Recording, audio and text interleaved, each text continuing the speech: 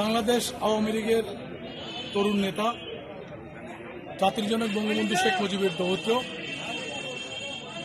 দেশবরেণ্য অর্থনীতিবিদ ডক্টর আশিকুর রহমান শান্ত, তিনি আজকে এই যে করোনা আগ্রাসন মহামারী সারা বিশ্বের, এই ব্যাপারটা তার খুব অন্তরে লেগেছে। কারণ আপনারা জানেন যে তিনি অত্যন্ত শিক্ষিত, শিক্ষিত একজন মানুষ। সারা পৃথিবীতে বড় বড় উন্নত বিশ্বে তিনি লেখাপড়া করেছেন। তিনি মানুষের দুঃখ দুর্দশাগুলো বুঝতে পারতেছেন। উনি সরকারের অনেক গুরুত্বপূর্ণ অর্থনৈতিক জায়গায় উনি চিন্তা ভাবনা করতেছেন, বাট সবকিছুর পরে ওনার অন্তরে হচ্ছে ভোলা। এটা তার জন্মস্থান।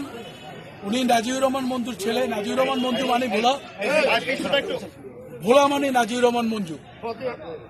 তো উনি আমাকে যেটা বলেছেন সেটা হচ্ছে যে আজকে সাহায্যের নামে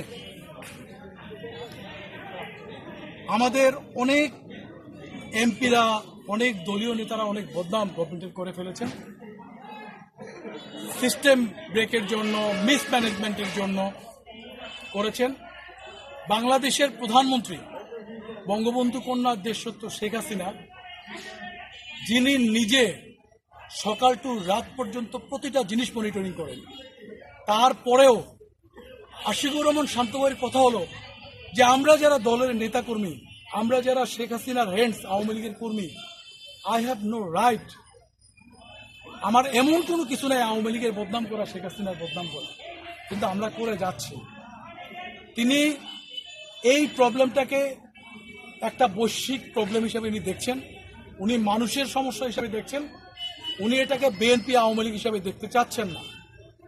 আজকাল অনেক, আমি বলবো আর কি, যে তাদের হয় জ্ঞানের অভাব, অনেক সময় অনেক নেতৃত্বের মধ্য দিয়েও মূর্খ নেতৃত্ব বের হয়ে আসে, যারা মনে করে যে এইটুকু সাহায্য দিয়ে শৈবাল দিগিরে বলে উচ্চ করে শির, লিখে রাখো এক বিন্দু দিলাম শিশির। ডক্টর আশিকুর রহমান সেটা মনে করেন না। তিনি মনে করেন এটা আওয়ামী লীগের বিএনপির প্রবলেম না, এটা মানুষের প্রবলেম। তিনি মানুষের পাশে দাঁড়াতে চান, তিনি মানুষের জন্য করতে চান। আসলে প্রত্যেকটা মানুষের লিমিটেশন আছে। সরকারি যারা এমপি, তারা সরকারের প্রধানমন্ত্রীর সাহায্যটাকে অনেক সময় নিজের বলে চালিয়ে দিয়ে, নিজের পকেটের লোকদের দিয়ে বদনাম অনেক কামাই করেছেন। আপনারা বলা শুনেছেন, আমরা বলতে চাচ্ছি না সেই সমস্ত কথা।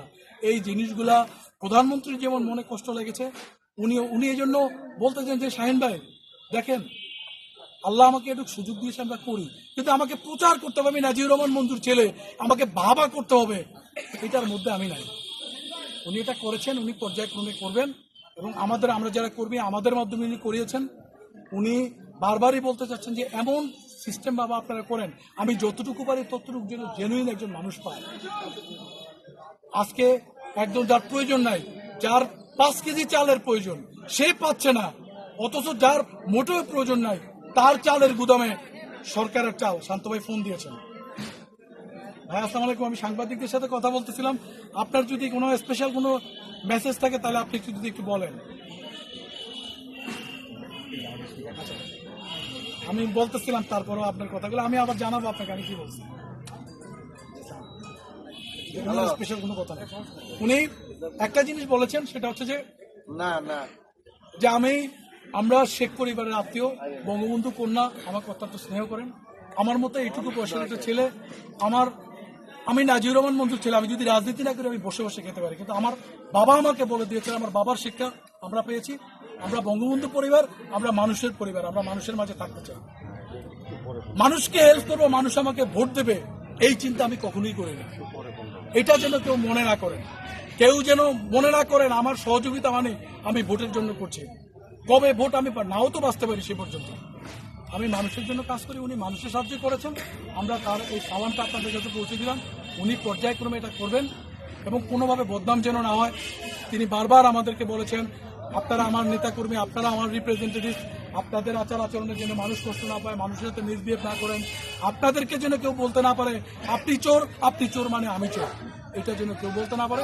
আমার যে ইমেজটা, এই ইমেজটাতে যেন কেউ কালিমা লিপ্ত না করেন। আমরা সেইভাবে চেষ্টা করেছি, আমাদেরও বয়স কম, এই জন্য উনি বারবার বলেছেন যে আমি তো ছোট মানুষ, যারা আজকে আমার আল্লাহ যদি আমাকে সুযোগ না দেয়, আমি মানুষকে সাহায্য করার আমার কি অ্যাবিলিটি আছে, আমি কে?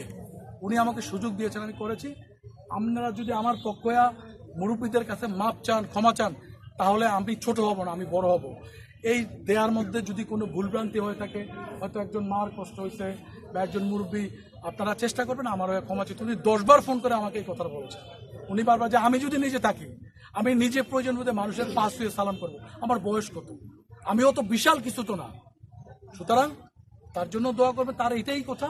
আর আপনারা যারা মিডিয়া কর্মী আছেন, উনি বারবার সংবাদকর্মী যারা আছেন তাদেরকে দেখেন, আপনারা এটা বেশ ভালো করে জানেন যে ভোলায় এমন কিছু জিনিস চলে, এমন কিছু নোংরামি চলে।